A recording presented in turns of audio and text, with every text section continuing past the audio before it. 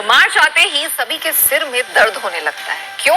क्योंकि tax calculation का भीम काय पहाड़ हमारे सामने खड़ा होता है। खासतौर से बाजार से जुड़े लोगों के लिए उलझनें और ज्यादा बढ़ जाती हैं। कैपिटल गेन के साथ intraday, F N O, dividend, debt income पर लगने वाले टैक्स के जंजाल में फंसना बड़ा आसान होता है, लेकिन उसको समझना बेहद मुश्किल हो जाता है। इसीलिए हम आपके लिए लेकर आए हैं ये खास शो, जिसमें आपकी सारी उलझनों को हम दूर करेंगे। टैक्स को मैनेज करने, टैक्स को बचाने के गुरु मंत्र आपके सामने रखेंगे।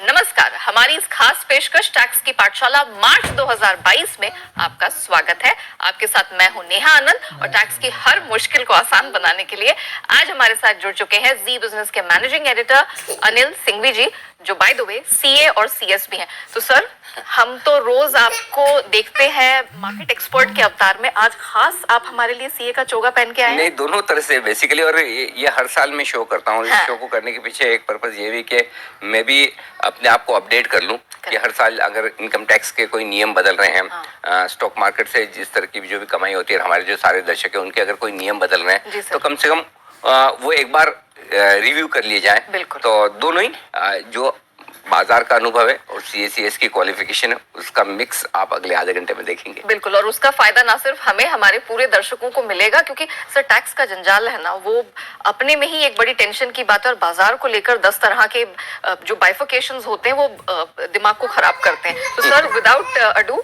शेयर बाजार की किन किन कमाई पर टैक्स लगता है, ये बताइए। पहली चीज तो ये कि ना, ये सबके दिमाग में थोड़ा माइंड ब्लॉक होता है कि टैक्स ये बड़ा मुश्किल काम है, ये सीए का ही काम है। ऑफ कोर्स सीए का काम है, इसमें कोई डाउट नहीं, लेकिन उतना मुश्किल नहीं है। आप थोड़ा सा मतलब है ना कंसंट्रेशन के साथ सुनेंगे, समझेंगे तो आपको आ जाएगा। सो अगले आधे घंटे में मैं आपको इतने आसानी से बताने वाला हूँ कि आपको समझ में आ जाएगा। क्या क्या चीजें ध्यान में रखनी है। एक, समय, दूसरा दर, और तीसरा किस तरह के खर्चे डिडक्शन के तौर पर। ये तीन खास चीजें जो हम आधे घंटे में आपको बताएंगे। अब सबसे पहला सवाल, 5 तरह की अलग अलग कमाई होती है स्टॉक मार्केट से जिस पर आपको टैक्स देना होता है। पहला डिविडेंड, दूसरा अगर आपने शेयर इंट्राडे में खरीदे बेचे, कैश मार्केट में इंट्राडे में लिया, आज कोई लिया स्टॉक दिन में बेच दिया तो इंट्राडे कमाई। तीसरा, आपने आज लिया कल परसों कुछ दिनों में बेचा शॉर्ट टर्म के तौर पर, तो उसको कहते हैं शॉर्ट टर्म कैपिटल गेन। चौथा, लॉन्ग टर्म कैपिटल गेन, जो आपने लंबे समय के लिए रखा और उसके बाद बेचा, उस पर कोई प्रॉफिट लॉस होना। और पांचवा, वायदा कारोबार के ट्रेड, एफएनओ के ट्रेड, फ्यूचर्स हो गए, ऑप्शंस हो गए, जो भी हो गए। ये 5 तरह के ट्रेड डायरेक्ट ट्रेड से रिलेटेड, और 2 और जो म्यूचुअल फंड से रिलेटेड है। अगर आप इक्विटी म्यूचुअल फंड में पैसा लगाते हैं या डेट म्यूचुअल फंड में पैसा लगाते हैं, तो बेसिकली डायरेक्टली 5 ऐसे ट्रेड्स हैं जिन पर आपको स्टॉक मार्केट में आप कोई भी ट्रेड करते हो तो उन पर आपको टैक्स लगता है। तो इनको हम विस्तार से एक एक करके करेंगे। ओके, चलिए, तो हमने ये समझ लिया 5 तरह की ब्रॉडर कमाई होती है। डिविडेंड, डिलीवरी बेचने खरीदने पर short term capital gains tax, आगे long term capital gains tax, intraday, and of course वायदा कारोबार से जो जुड़ी कमाई होती है। अब एक एक करके सर समझते हैं। पहले सर डिविडेंड बता दीजिए, क्या टैक्स लायबिलिटी बनती है, कैसे भरा जाए? डिविडेंड में सिंपल है, जो आपकी टैक्स स्लैब है उस हिसाब से टैक्स लगेगा। अच्छा। डिविडेंड को आप एक नॉर्मल इनकम के तौर पर चलिए, जैसे आप जॉब में हैं, जैसे सैलरी की इनकम आती है जिससे टैक्स लगता है। आप बिजनेस में हैं तो जैसे बिजनेस में आपकी इनकम आती है, जो स्लैब है, आप हाईएस्ट स्लैब में तो हाईएस्ट स्लैब में लगेगा, वैसा है। खाली 1-2 चीजें इंपॉर्टेंट है डिविडेंड के लिहाज से। पहला, डिविडेंड में टीडीएस कट कर आता है, और ये टीडीएस कटता है 10%। लेकिन कोई भी कंपनी अगर आपको 5,000 रुपए से ज्यादा डिविडेंड दे रही है साल में, तो वो टीडीएस काटती है। अगर 5,000 से कम, कंपनी स्पेसिफिक होना चाहिए, 5,000 से कम अगर डिविडेंड है किसी कंपनी की तरफ से तो उसमें टीडीएस नहीं करता। 5,000 से ज्यादा, अब वो टीडीएस को आप आगे क्लेम कर लीजिए अपने टैक्स में से, आपको बेनिफिट मिल जाएगा। एक इंटरेस्टिंग चीज है डिविडेंड में टैक्स बचाने की, ये सबसे काम की चीज है। समझिए आपने पैसा कहीं उधार लिया है और वो उधार लेके आपने इन्वेस्ट किया है, उस पर जाहिर सी बात आप ब्याज देंगे जहां से उधार लिया। तो डिविडेंड की इनकम के सामने आप जो आपने ब्याज दिया है उसे खर्चे के तौर पर क्लेम कर सकते हैं। मतलब कोई पर्सनल लोन। सपोज आपने 100 रुपए का डिविडेंड आया है, उसके सामने आपने कुछ ब्याज दिया है, तो उस ब्याज को आप खर्चा दिखा सकते हैं। लेकिन एक कंडीशन है, मैक्सिमम 20% तक, यानी कि जितना डिविडेंड आया उसका 20% तक आप खर्चा ले सकते हैं। समझिए आपको साल में आया 25,000 रुपए डिविडेंड, ठीक है, लेकिन 20% यानी कि आप 5,000 रुपए तक का आप क्लेम कर सकते हैं अगर भले आपने उस पर ब्याज ज्यादा दिया हो लेकिन 5,000 तक, तो यहाँ पर आपके पास थोड़ा सा टैक्स बचाने की जगह है। चलिए, तो आपको हम सर ने ये भी बताया कि टैक्स किस प्रकार से लगेगा, एंड वो जो गोल्डन एडवाइस है वो भी आपको मिली है साथ में फ्री। चलिए, ठीक है सर, डिविडेंड पर टैक्स हमने समझ लिया और वो तरीका भी समझ लिया कि कैसे बचाया जा सकता है। Sir, short term capital gains tax पहले बता दीजिए कि क्या होता है, एंड ऑफ कोर्स कौन कौन से खर्चों पर डिडक्शन मिलेगा। देखिए, आपने कोई भी शेयर खरीदा और 1 साल के भीतर भीतर बेच दिया और उस पर अगर आपको कमाई हुई तो short term capital gain tax, नुकसान हुआ तो शॉर्ट टर्म कैपिटल लॉस। यानी कि आज शेयर खरीद के, इंट्राडे नहीं, खरीद के आपने डिलीवरी रखी है और उस डिलीवरी को 1 साल के भीतर बेचा है, टैक्स लगेगा सिंपल, एक ही स्लैब है 15%।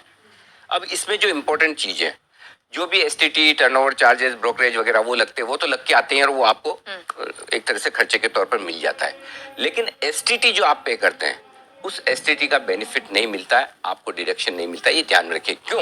क्योंकि 15% की जो स्लैब आपके नॉर्मल टैक्स स्लैब से कम है और उसके बदले में ही सरकार आपसे एसटीटी ले रही है। तो एसटीटी का अलग से टैक्स में कोई डिडक्शन आपको नहीं मिलेगा, ये ध्यान में रखिए। लेकिन हाँ, खर्चे के तौर पर आपकी जो चार्जेस हैं, brokerage charge, transaction charge, SEBI के जो टर्नओवर चार्जेस होते हैं, स्टैम्प ड्यूटी होती है, इन सबका डिडक्शन मिल जाता है। ये दूसरी चीज, क्योंकि आप 15% ही टैक्स भर रहे हैं, तो जो भी आपको अलग डिडक्शन इनकम टैक्स में लेने होते हैं, चैप्टर 6A में, या जिसको आमतौर पर सेक्शन 80C बोलते हैं, या आपने पीपीएफ में पैसा डाल दिया, एलआईसी में, इंश्योरेंस में डाल दिया, ये सारी चीजें होती है ना, उसका बेनिफिट भी आपको नहीं मिलेगा short term capital gain tax में। दूसरी चीज, short term capital gain tax आपको 15% ही लगता है। अगर लॉस हो गया तो ये अब आपके लिए यहाँ पर टैक्स बचाने की स्कीम है। समझो लॉस हो गया तो आप उस लॉस को 8 साल तक कैरी फॉरवर्ड कर सकते हैं। अगले 8 साल में कभी भी आपको प्रॉफिट हो जाए, उसके सामने आपको टैक्स नहीं देना पड़ेगा, तो आपका आगे के साल में टैक्स बच जाएगा, पहली चीज। दूसरी चीज जो इंपॉर्टेंट है, अगर आपका शॉर्ट टर्म कैपिटल लॉस है तो उसको आप लॉन्ग टर्म कैपिटल गेन या शॉर्ट टर्म कैपिटल गेन दोनों के साथ सेट ऑफ कर सकते हैं। अच्छा, और उसकी भी वजह बताऊं, क्योंकि long term capital gain tax कम है और short term capital gain tax ज्यादा है। इसलिए आप ज्यादा टैक्स वाला कम टैक्स वाले के साथ कर सकते हैं, उसमें उनको कोई दिक्कत नहीं। लेकिन ये दोनों के साथ सेट ऑफ किया जा सकता है, ये ध्यान में रखिएगा। तो ये इस तरह से आप अपनी tax planning short term capital gains के लिए कर सकते हैं। सर, आपने एक हिंट तो दे ही दी long term capital gains tax के बारे में, हम अगली चर्चा करने वाले हैं। सर, ये शॉर्ट टर्म से किस प्रकार से डिफरेंट है, एग्जैक्टली क्या है, और यहाँ पर कोई छूट अलग से मिलती है क्या? देखिए, शॉर्ट टर्म 1 साल के अंदर अंदर, करेक्ट। लॉन्ग टर्म 1 साल से ज्यादा। Okay, simple. 1 साल से ज्यादा आपने शेयर रखे और उसके बाद बेचे और उसमें अगर आपको प्रॉफिट हुआ तो लॉन्ग टर्म, उसमें लॉस हुआ तो long term capital loss. Long term capital gain भी हो सकता है, long term capital gain loss भी हो सकता है। लेकिन इसमें एक बहुत बड़ी छूट है और वो काफी लोगों को प्लानिंग करनी चाहिए। अच्छा। अगर आप पूरे साल भर में सारे शेयर जितने भी आपके पोर्टफोलियो में है, उनमें मिलाकर 1 लाख रुपए तक का गेन कमाते हैं लॉन्ग टर्म, उस पर टैक्स नहीं लगता, 0। अच्छा। हाँ, 1 लाख से ज्यादा होगा, 1 लाख 1,000 होगा तो 1,000 पे लगेगा, 1 लाख 1,000 पे नहीं लगेगा। 1 लाख के ऊपर जितना आता है उसी पर टैक्स लगेगा, तो 1 लाख तक छूट है। अच्छा, क्लियर है? अच्छा, टैक्स जो लगेगा वो भी कम लगेगा। शॉर्ट टर्म में 15% लगता है, लॉन्ग टर्म में सिर्फ 10%। सही है। हाँ, इसीलिए तो हम कहते हैं लॉन्ग टर्म में इन्वेस्टर बनो भाई। हाँ, कि टैक्स का भी तो बेनिफिट है। एक आपको 1 लाख तक छूट है, दूसरा 10% ही लगेगा। इसमें एसटीटी का डिडक्शन कोई नहीं मिलेगा, ये ध्यान में रखें। एसटीटी का डिडक्शन किसी तरह के कैपिटल गेन्स में नहीं मिलता, ना लॉन्ग टर्म में ना शॉर्ट टर्म में।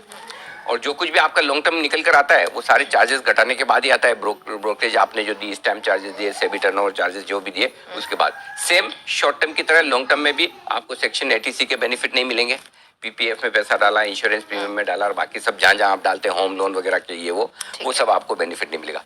एक चेंज है शॉर्ट टर्म और लॉन्ग टर्म में सेट ऑफ के लिहाज से, वो ये कि लॉन्ग टर्म का सेट ऑफ लॉन्ग टर्म के साथ ही होगा।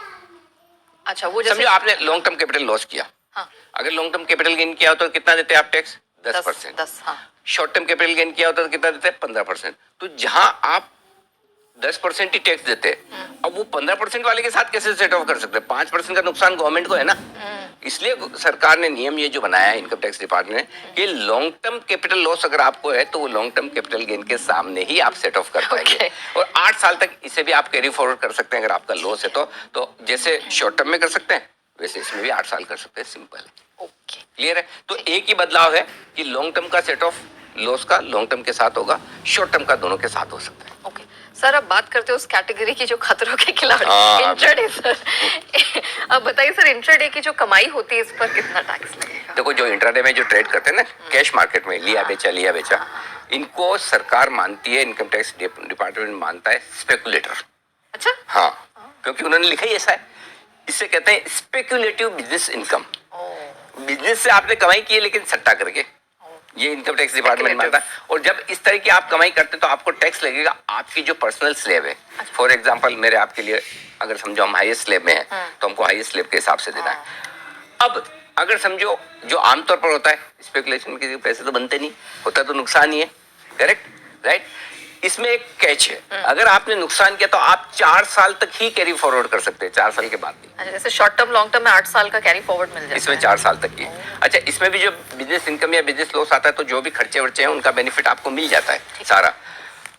4 साल तक आप सेट ऑफ कर सकते, कैरी फॉरवर्ड कर सकते हो। और स्पेकुलेटिव बिजनेस लॉस को स्पेकुलेटिव बिजनेस इनकम के सामने ही सेट ऑफ कर सकते हो, दूसरे किसी के सामने नहीं। ये ध्यान में रखिएगा, इंपॉर्टेंट चीज है।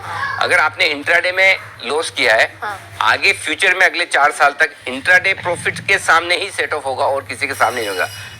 समझो आप, मैं बोलो मेरा तो भाई एक टेक्सटाइल का कारोबार है, ठीक है, और मेरा एक ये स्टॉक मार्केट में डे ट्रेड का भी बीच में जब कस्टमर नहीं होता टाइम मिलता है ट्रेड कर लेता हूँ, उसमें नुकसान कर लिया तो मैं उधर जो प्रॉफिट कर रहा हूँ, एक्चुअली मैं टेक्सटाइल में जो प्रॉफिट आ रहा हूँ उसी तो शेयर मार्केट में नुकसान भर रहा हूँ तो मैं उसके सामने एडजस्ट कर लूँ। गवर्नमेंट में नो, दोनों अलग, अच्छा, मिक्स मत कीजिए। So speculative business loss, speculative business income, यानी कि इंट्राडे का जो लॉस है आगे 4 साल में आपको इंट्राडे की कमाई करके ही करना है। कैसे करेंगे आप जाने भाई। चलिए वो आप तक ऑप्शन ओपन है। अच्छा सर, अगली कैटेगरी फ्यूचर्स एंड ऑप्शंस की, सर ये जरा बताइए कि इसमें कैसे टैक्स लायबिलिटी होती है, और कहीं सुनने में आया है कि इसमें ट्रेड करना फायदेमंद होता है टैक्स के, ऐसा कुछ है क्या सर? फायदेमंद तो पैसे बने जो वहाँ फायदेमंद है। टैक्स किस पे लगता है? कमाई करेंगे तभी ना, बाकी काय का टैक्स। तो जहाँ पैसे बने वो भरो, टैक्स के हिसाब से मत ट्रेड करो। अच्छा, ट्रेड के हिसाब से टैक्स भरो, है ना। तो पहली चीज तो ये कि जब आप एफएनओ में ट्रेड करते हैं, चाहे आपने फ्यूचर्स में ट्रेड किया हो, चाहे आपने ऑप्शंस में ट्रेड किया हो, ठीक है, इंट्राडे किया हो या 1-2 दिन बाद किया हो, डिलीवरी इसमें होती नहीं। सो सिंपल सी चीज है, इसको माना जाता है business income. Income tax department कहता है जब आप एफएनओ में ट्रेड करें तो इसे हम ये समझते हैं कि आप समझदार आदमी हैं, आप इसे एक बिजनेस के तौर पर देख रहे हैं और इसे आपकी बिजनेस इनकम माना जाएगा। अच्छा, और जब इसे बिजनेस इनकम माना जाता है तो इस पे जो स्पेकुलेटिव बिजनेस इनकम वाला, पर्सनल सेव वाला, उसके साथ अलग कर दिया जाता है, उसको मिक्स नहीं किया जाता है। यहाँ पर भी सिंपल सी चीज है, जब बिजनेस इनकम है तो आपकी टैक्स स्लैब जो है वही लगेगी। अच्छा, टैक्स तो उतना ही लगेगा जो स्पेकुलेटिव बिजनेस इनकम में लगता है, लेकिन स्पेकुलेटिव बिजनेस इनकम को और एफएनओ की इनकम को दोनों को अलग अलग माना जाता है। अच्छा, दोनों एक दूसरे के सामने सेट ऑफ नहीं हो सकते, ठीक है। इसे भी 8 साल तक आप आराम से कैरी फॉरवर्ड कर सकते हैं, कोई दिक्कत नहीं। तो ये चीज ध्यान में रखिए। अच्छा, प्लस एक बदलाव है, अब तक हम लगातार ये कहते हैं कि एसटीटी का डिडक्शन नहीं मिलेगा, हाँ, लॉन्ग टर्म कैपिटल गेन में, शॉर्ट टर्म कैपिटल गेन में, लेकिन यहाँ पर मिलेगा। क्योंकि जब आप बिजनेस इनकम में से गिन रहे हैं तो बिजनेस के लिहाज से आप जो भी खर्चे करते हैं उसे एसटीटी के डिडक्शन के तौर पर, तो एसटीटी जो आपने पे किया है उसे एक तरह से आपने बिजनेस खर्चा मानकर उससे डिडक्शन आपको मिल जाएगा। Okay, clear? सर इससे पहले कि मैं आगे बढ़ूं, आप बार-बार बिजनेस इनकम का जिक्र कर रहे हैं, सर वो एक्सप्लेन कर दें, उससे जुड़े खर्चे क्या होते हैं? देखिए, खर्चा एक तो एसटीटी का पेमेंट, एसटीटी जो भी आपने पे किया है हर ट्रांजेक्शन पे लगता ही आपके, ठीक है, उसे माना जाएगा बिजनेस खर्चा। इसके अलावा ब्रोकरेज जो आप दे रहे हैं, सेबी चार्जेस, स्टैम्प चार्जेस, ये सारे आपके कॉन्ट्रैक्ट नोट में ही लग के आते हैं। कॉन्ट्रैक्ट नोट आप पढ़ेंगे तो आपको पता चलेगा लोग क्या करते हैं, ये भाव में खरीदा, ये भाव में बेचा, नीचे भाई साहब क्या क्या लगाए वो भी तो पढ़ लो। वो 4 तरह के चार्जेस लगते हैं उसमें, कुछ सेबी के पास जाता है, कुछ एक्सचेंजेस के पास जाता है, स्टैम्प ड्यूटी सरकार के पास जाती है, एसटीटी सरकार के पास जाता है। तो आपने कमाया नहीं कमाया, जैसे आपने ट्रेड किया 3-4 लोगों की कमाई पक्की है ना, तो इसलिए नीचे भी कभी ध्यान दे दिया करें। तो हाँ, अच्छा, इसमें एक चीज और, जब बिजनेस इनकम है, फॉर एग्जांपल मैं एफएनओ में ट्रेड कर रहा हूँ, ठीक है, और एफएनओ में ट्रेड करने के लिए मुझे चाहिए 10 लाख रुपए। 10 लाख रुपए मैंने 8 लाख रुपए, 5 लाख रुपए, 10 लाख रुपए उधार लिए, तो उधार लेने के लिए जो उस पर मैंने ब्याज भरा, ब्याज का पूरा मिलेगा इसमें डिडक्शन, डिविडेंड में सिर्फ 20% तक। करेक्ट, रिवाइज करवाता जा रहा हूँ साथ-साथ। बिल्कुल सही सर। यहाँ पे पूरा का पूरा जितना ब्याज आपने भरा उतना डिडक्शन मिलेगा। अच्छा, जब आप इसको बिजनेस इनकम मान रहे हो तो एक फायदा और है। क्या सर? आपको सेक्शन 80C चैप्टर 6A का सारा डिडक्शन मिलेगा। हाँ, वो 1.5 लाख 2 लाख की जो लिमिट है, एक्सटेंडेड लिमिट 2 लाख की है, उसका बेनिफिट आपको मिलेगा। और अगर भगवान ने करे लॉस हुआ, 8 साल तक आप कैरी फॉरवर्ड कर सकते हो। तो एफएनओ की इनकम के लिए पूरी तरह से बिल्कुल अलग नियम है, इसको समझना जरूरी है। ये अगर आप समझ गए आपको बहुत सारे फायदे होंगे। एसटीटी का डिडक्शन, ब्याज आपने भरा है तो उसका डिडक्शन, एटीसी, सेक्शन एटीसी का फायदा, और 8 साल तक कैरी फॉरवर्ड। ये अच्छी बात बताई सर। सर इक्विटी में तो कहाँ टैक्स लायबिलिटी होती है समझ ली, लेकिन सर डेट में यहाँ पर जब कमाई होती है तो कहाँ कहाँ टैक्सेस लगते हैं सर? देखो सिंपल सी चीज है, मेन आपके जो टैक्स के प्रोविजंस हैं अलग अलग, वो इक्विटी के लिए है। इक्विटी आप समझ गए तो ब्रॉडली आप समझ गए, और इक्विटी में हमने ये चारों पांचों कैटेगरी बना दी। अब क्या होता है कि इक्विटी के अलावा फिक्स इनकम में, उसमें भी आपके टैक्स लगेंगे, करेक्ट। और फिक्स इनकम में सिंपल सी चीज है कि टैक्स आपके कैसे लगेगा। आपने पैसा इन्वेस्ट किया म्यूचुअल फंड में, ठीक है, या आपने मतलब डेट फंड में, या आपने बैंक में पैसा रखा, उसका ब्याज की कमाई है, हाँ। या फिर आपने कोई एफडी बॉन्ड वगैरह खरीदे हैं, तो इनमें ये जो 3-4 चीजें, इनमें आपके लिए टैक्स लगता है। ठीक है सर, है ना? हाँ। तो ये आपके टैक्स का पूरा मामला हो गया इन तीनों चारों में। ठीक है सर। साथ ही ये जो डेट की कमाई होती है, जैसे इक्विटी में हम सुनते हैं कि शॉर्ट टर्म लॉन्ग टर्म होता है, इसमें भी होता है क्या सर? हाँ, क्यों नहीं होता, अच्छा होता है, लेकिन टाइम अलग अलग है। मतलब ड्यूरेशन भाई जैसे इक्विटी में क्या है, इक्विटी में 1 साल से कम रखा आपने, और 1 साल short term, same day intraday वाला स्पेकुलेटिव बिजनेस इनकम, करेक्ट। 3 साल लॉन्ग, सॉरी 1 साल से ज्यादा लॉन्ग टर्म। अब यहाँ पे 1 साल भूल जाओ आप। फिक्स इनकम या डेट में 1 साल का कोई कॉन्सेप्ट ही नहीं, सिर्फ एक ही कॉन्सेप्ट है 3 साल का। ठीक है, 3 साल से कम आपने फिक्स इनकम में पैसा रखा, डेट म्यूचुअल फंड में पैसा लगाया, तो आपका हो जाएगा शॉर्ट टर्म कैपिटल गेन। ठीक है, 3 साल से ज्यादा रखा तो लॉन्ग टर्म कैपिटल गेन। ठीक है, टैक्स कितना लगेगा? टैक्स लगेगा आपकी जो पर्सनल सेव है उस हिसाब से। जैसे आप एफडी में पैसा लगाते हो, जी सर, या डेट म्यूचुअल फंड में पैसा लगाते हो, जो भी कमाई होगी आपकी जो स्लैब है उस हिसाब से लग जाएगा। अच्छा सर। इसमें एक बहुत इंटरेस्टिंग चीज है, एक कॉन्सेप्ट होता है इंडेक्सेशन का। हाँ, मैं वो पूछने वाली थी आपसे। हाँ, इंडेक्सेशन क्या है नेहा, कि हर साल महंगाई बढ़ती है, पैसे की वैल्यू कम हो जाती है जितनी महंगाई बढ़ रही है। तो भाई मैं सरकार को ये बोलता हूँ कि आप मुझे 3 साल बाद लगाओगे टैक्स, लॉन्ग टर्म, या 3 साल के पहले शॉर्ट टर्म लगाओगे, लेकिन मेरे पैसे की वैल्यू तो कम हो गई ना। और स्पेशली जब मैं फिक्स इनकम में पैसा लगा रहा हूँ, तो जितनी मेरी कमाई हुई ब्याज की, उससे ज्यादा मेरा इन्फ्लेशन खा गया, महंगाई खा गई। तो मेरे लिए कल अगर 5% इन्फ्लेशन है, पिछले साल मेरे पास 100 रुपए थे, मैंने 5% उस पर ब्याज कमाया, तो आज वो 105 रुपए ऐसे मुझे दिख रहे हैं, लेकिन उस 105 रुपए की वैल्यू 100 रुपए रह गई। सो इसलिए फिक्स इनकम में इंडेक्सेशन का बेनिफिट आमतौर पर दिया जाता है, लेकिन इसमें अगर शॉर्ट टर्म कैपिटल गेन आपको हो रहा है 3 साल से कम, तो इसमें इंडेक्सेशन का बेनिफिट नहीं मिलेगा। अच्छा सर। हाँ, 3 साल से कम में नहीं मिलेगा। और अगर इसमें कोई शॉर्ट टर्म कैपिटल लॉस हो गया, तो 8 साल तक आप पहले की तरह कैरी फॉरवर्ड कर सकते हैं। अच्छा, ठीक है सर। आपने बता दिया कि डेट की कमाई में शॉर्ट टर्म पे किस प्रकार का टैक्स लगेगा और क्या क्या प्रावधान है। आपने इंडेक्सेशन बेनिफिट भी समझा दिया। सर ये लॉन्ग टर्म कैपिटल, इसका क्या, तो 3 साल से ऊपर है, ये बहुत क्रूशियल है, इसको अच्छे से समझना। Fix income mutual fund, debt mutual fund या फिक्स इनकम में कहीं आप पैसा लगाते हैं, पहली चीज लॉन्ग टर्म तब होगा जब 3 साल आप मिनिमम होल्ड करें। ठीक है, आज इन्वेस्टमेंट करके 3 साल रखना है, ठीक है, तो ये लॉन्ग टर्म है। दूसरा, इसमें इंडेक्सेशन बेनिफिट है। समझे 3 साल से ज्यादा आपका है, आपने इंडेक्सेशन बेनिफिट लिया कि मैंने 100 रुपए पे 3 साल इन्फ्लेशन, इंडेक्सेशन का एक आंकड़ा होता है जो इनकम टैक्स डिपार्टमेंट भारत सरकार देती है कि इस साल का इंडेक्सेशन नंबर ये है, उससे आप उसको इन्वेस्टमेंट को आप बढ़ाते जाओ। उसके बाद भी अगर आपको गेन्स हो रहे हैं, तो आपके पास 2 ऑप्शन है टैक्स पे करने के। इंडेक्सेशन का बेनिफिट लेते हैं, तो उसके बाद आपके पास जो गेन्स बचता है उस पर लगेगा 20% टैक्स, क्योंकि तब हो जाता है गेन कम। से सपोज मैंने 100 रुपए लगाए और इंडेक्सेशन का 3 साल मैंने बेनिफिट लिया, तो मेरी कॉस्ट हो गई समझो 113-114 रुपए, मैंने बेचा 120 में, तो मेरे गेन आया 7 रुपए का। और अगर मैं इंडेक्सेशन का बेनिफिट नहीं लेता, तो ये जो 7 रुपए के गेन आए इस पे 20% टैक्स देना है। और अगर इंडेक्सेशन का बेनिफिट नहीं लेता हूं, तो मैंने लगाए 100 रुपए, आए 120 रुपए, तो कितने में 20 रुपए का गेन।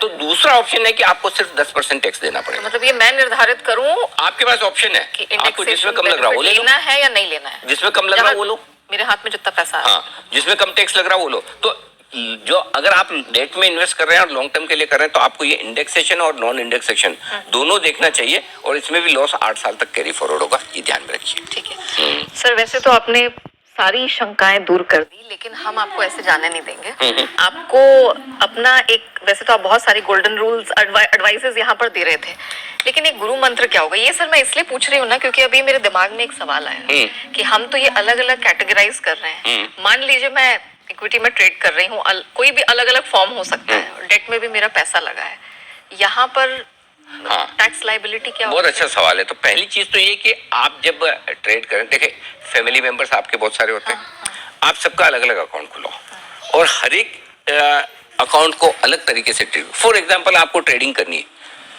डे ट्रेडिंग करनी है, या आपको कैश मार्केट के स्टॉक्स में करना है, खरीदना बेचना है, उसके लिए एक अलग अकाउंट रखो, क्योंकि उसकी टैक्सेशन लाइबिलिटी अलग आएगी।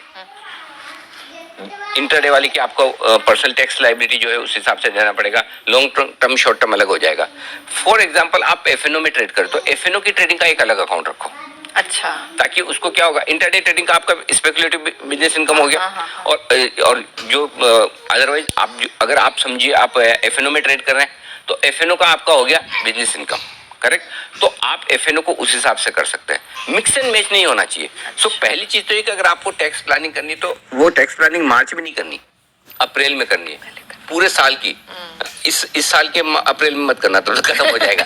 अगले साल की अप्रैल में कर रहे हैं कि भाई आप डिसाइड कर लेंगे भाई मुझे इंट्राडे ट्रेड के लिए ये अकाउंट रखना है, मुझे एफएनओ के लिए ये रखना है। कई बार लोग कहते हैं सर ये कैसे पता चलेगा कौन सा इंट्राडे प्रॉफिट बन गया तो इंट्राडे, नहीं तो लॉन्ग टर्म। कोई बात नहीं, तो कैश और फ्यूचर्स का तो अलग रख सकते हो, ये कर लें, इससे बड़ा फायदा होगा। पहली चीज तो अपने परिवार के अलग अलग सदस्यों के नाम पे अकाउंट खोल के अलग अलग करें, और जो बिल्कुल लॉन्ग टर्म आपको मालूम है कि मुझे लंबा ही रखना है, उसको अलग ही तरह से कर लो। बहुत सारे जैसे एचयूएफ का अकाउंट खोलते हैं, तो एचयूएफ का अकाउंट आप आमतौर पर लंबे समय के लिए करते हैं, उनमें रोज आपको ट्रेड नहीं करना होता, तो उसको आप अलग कर लो। तो ये टैक्स प्लानिंग आप कर सकते हैं एडवांस में। दूसरी टैक्स प्लानिंग जो होती है लास्ट में, आखिर मिनट में जागने वालों के लिए, जिन्होंने पहले कर लिया तो बढ़िया है। अब जिन्होंने नहीं किए उनके लिए क्या, ये साल कुछ लोगों के बहुत पैसे बने, कुछ लोगों के नहीं बने, करेक्ट। जिन लोगों के पैसे बने हैं वो अभी से कैलकुलेट करें और कैलकुलेट करके देख ले कि मेरा कितना प्रॉफिट लॉस है। उसके हिसाब से अगर उनको कुछ ट्रेड्स में प्रॉफिट या लॉस एडजस्ट करना है वो कर दें, बुक कर लें, ताकि इस साल आपकी टैक्स लायबिलिटी ना आए। या अगर आपको बहुत पुराना कोई लॉस चल रहा है उसको आप सेट ऑफ कर लें। अगर समझो आपका पुराना लॉस चल रहा है और आपको लगता है कि किसी और स्टॉक में प्रॉफिट है, वहां बुक कर लें ताकि आपका सेट ऑफ हो जाए। तो इस महीने में पहले आप इस साल का पूरा अपना प्रॉफिट लॉस निकाल लें, इंट्राडे का क्या है, एफएनओ का क्या है, लॉन्ग टर्म क्या है, शॉर्ट टर्म क्या है, और अगर पुराना कुछ है तो देख लें, और पुराना नहीं है, इसी साल के कोई सौदे आपके खड़े हैं और उनको अगर आप इसके साथ एडजस्ट कर सकते हैं तो फालतू में टैक्स क्यों भरना। बिल्कुल। तो वो प्लानिंग आप मार्च के महीने में जरूर कर लें। चलिए sir, thank you so much.